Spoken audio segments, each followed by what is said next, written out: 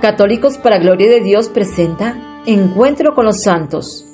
No estamos llamados a ser exitosos, sino santos.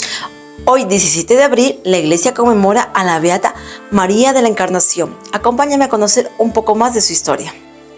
Nació en París en 1565 de una noble familia. Sus padres deseaban mucho tener una hija y después de bastantes años de casados no lo habían tenido. Prometieron consagrar a la Santísima Virgen María y Dios se la concedió. Tan pronto nació, la consagraron a Nuestra Señora y poco después fueron al templo a dar gracias públicamente a Dios por tan grande regalo. De jovencita deseaba mucho ser religiosa, pero sus padres, por ser la única hija, dispusieron que debería contraer matrimonio. Ella obedeció diciendo: si no me permiten ser esposa de Cristo, al menos trataré de ser buena esposa de un buen cristiano. Y en verdad que lo fue. A sus 6 hijos los educaba con tanto esmero, especialmente en lo espiritual, que la gente decía: parece que los estuviera preparando para ser religiosos. Su esposo, Pedro Ácari, un joven abogado que ocupaba un alto puesto en el Ministerio de Hacienda del gobierno, era muy piadoso y caritativo y ayudaba con gran generosidad, especialmente a los católicos que tenían que huir de Inglaterra por la persecución de la reina Isabel. Pero como todo ser humano, don Pedro tenía también fuertes defectos que hicieron sufrir bastante a nuestra santa, pero ella los soportaba con singular paciencia. A quienes le preguntaban si a sus hijos los estaba preparando para que fueran religiosos, ella les respondía: los estoy preparando para que cumplan siempre y en toda la mejor manera la voluntad de Dios. El señor Ácari pertenecía a la Liga Católica, y este partido fue derrotado y quedó de rey Enrique IV, el cual desterró a los jefes de la Liga y les confiscó todos sus bienes. De un momento a otro, la señora de Ácari quedaba sin esposo y sin bienes, y con 6 hijos para sostener. Pero ella no era una mujer débil para dejarse derrotar por las dificultades. Personalmente asumió ante el gobierno la defensa de su marido y obtuvo que levantaran el destierro y que le devolvieran parte de los bienes que le habían quitado, y llegó a ganarse la admiración y el aprecio del mismo rey Enrique IV. Después de los primeros años de su matrimonio, dispuso llevar una vida de mucha piedad en su hogar. Al personal del servicio le hacía rezar ciertas oraciones por la mañana y por la noche, y a la vez que les prestaba toda clase de ayudas materiales. Se preocupaba mucho porque cada uno cumpliera bien sus deberes para con Dios. Se asoció con una de sus sirvientas para rezar juntas, corregirse mutuamente en sus defectos, leer libros piadosos y ayudarse en todo lo espiritual. La bondad de su corazón alcanzaba a todos. Alimentaba a los hambrientos, visitaba a enfermos, ayudaba a los que pasaban situaciones económicas difíciles, asistía a los agonizantes, instruía a los que no sabían bien el catecismo, trataba de convertir a los herejes, a los que habían pasado a otras religiones, y favorecía a todas las comunidades religiosas que le era posible. Su marido a veces se disgustaba al verla tan dedicada a tantas actividades religiosas y caritativas, pero después bendecía a Dios por haberle dado una buena esposa y santa. La señora de Ácari se hizo amiga de una mujer mundana, la cual empezó a tratar en sus charlas de temas profanos y a iniciarla en lecturas de novelas y de escritos no piadosos. Esto la enfrió mucho en su piedad. Afortunadamente su esposo se dio cuenta y la previno contra el peligro de esta amistad y de esas lecturas, y empezó a llevarle los libros escritos por Santa Teresa, y estos libros la transformaron completamente. Otra lectura que la conmovió profundamente fue de las Confesiones de San Agustín. Una frase que de este santo la movió a dedicarse totalmente a Dios fue la siguiente: muy pobre y miserable es el corazón que en vez de contentarse con tener a Dios de amigo, se dedica a buscar amistades que solo dejan desilusión. Muere su esposo y ella puede ahora dedicarse con más exclusividad a los labores espirituales.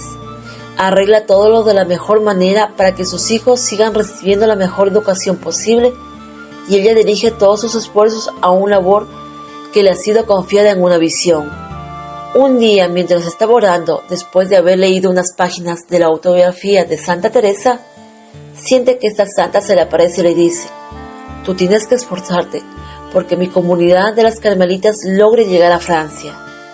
Desde esa fecha, la señora Acari se dedica a conseguir los permisos para que las carmelitas puedan entrar a su país, pero las dificultades que se les presentan son muy grandes. Hay leyes que prohíben la llegada de nuevas comunidades. Hablan con el rey y con el arzobispo, pero cuando todo parece ya estar listo, de nuevo se les prohíbe la entrada.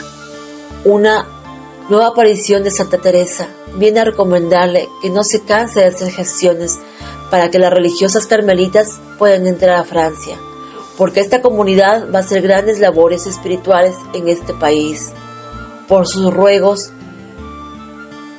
se va a España y obtiene que preparen un grupo de carmelitas para enviar a París, y mientras tanto, la señora Acari sigue en la capital haciendo gestiones para conseguir casas y obtener todos los permisos de alto gobierno. Nuestra santa no es de las que se quedan con los brazos cruzados.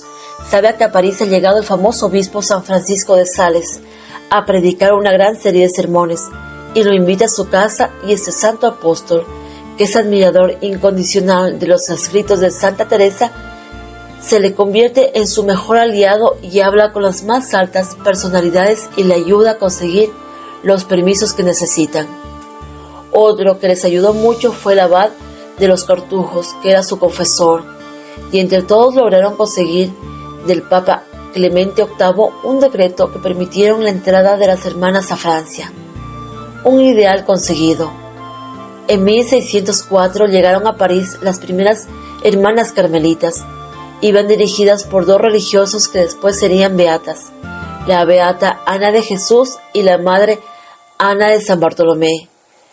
La señora de Acari con sus 3 hijas las estaban esperando en las puertas de la ciudad, y con ellas lo mejor de la sociedad, y cantando el Salmo 116. Alabad al Señor todas las naciones, aclamado a todos los pueblos. Entraron al pueblo para dar gracias, y luego la acompañaron a la casa que les tenían preparada. Poco después, las 3 hijas de la señora Acari se hicieron monjas carmelitas, y luego lo será ella también. La comunidad de las carmelitas estaban destinadas a hacer un gran bien en Francia por muchos siglos, y a tener santas famosas como por ejemplo Santa Teresita del Niño Jesús. La beata de la cual estamos hablando en esta biografía tiene la especialidad de haber sido una de las monjas más especiales que ha tenido la Iglesia Católica. Madre de 6 hijos, 3 religiosas carmelitas, un sacerdote y 2 casados. Viuda, dama de la alta sociedad, y termina siendo humilde monjita de un convento donde su propia hija es la superiora. No es un caso tan difícil de repetirse. Después de conseguir muchas novicias a las hermanas carmelitas y de ayudar a fundar 3 conventos en Francia, y de haber tenido el gusto de que sus 3 hijas se hicieran monjas carmelitas, pidió ella también ser aceptada como hermana legal en uno de los conventos. Y allí se dedicó a los oficios más humildes y a obedecer en todo como las más sencillas de las novicias. Al ser nombrada su hija como superiora del convento, la mamá de rodillas le juró obediencia. Los últimos años de la hermana María de la Encarnación, nombre que tomó en la comunidad, fueron de profunda vida mística y de frecuentes éxtasis. Dios les revela importantes verdades. Estas elevaciones espirituales ahora en la vida del convento las podía gozar mucho más tranquilamente. Santa Teresa, en una tercera aparición, le anunció que ella también llegaría a pertenecer a su comunidad de hermanas carmelitas, y esto la animó a hacer la petición para entrar a la santa comunidad. Desde que se hizo religiosa, su ilusión era pasar escondida y en silencio, cumpliendo con la mayor exactitud los reglamentos de la congregación.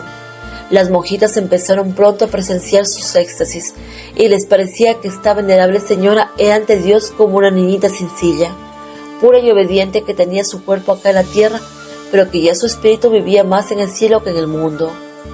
En abril de 1618 enfermó gravemente y quedó medio paralizada. No se cansaba de bendecir a Dios por todas las misericordias que le había regalado en su vida. A una hija que lloraba al sentir que se iba a morir, le decía: «Pero hija, ¿te entristeces porque me marcho a una patria mucho más que esta?». Y su lecho de muerte se convertía en cátedra desde donde enseña toda la santidad. Sin cesar recomienda a quienes la visitan que no se apeguen a los goces de la tierra, que son tan pasajeros, y que se esfuercen por conseguir los goces del cielo, que son eternos. Las hermanas le preguntan: ¿le va a pedir a Dios que le revele la fecha de su muerte?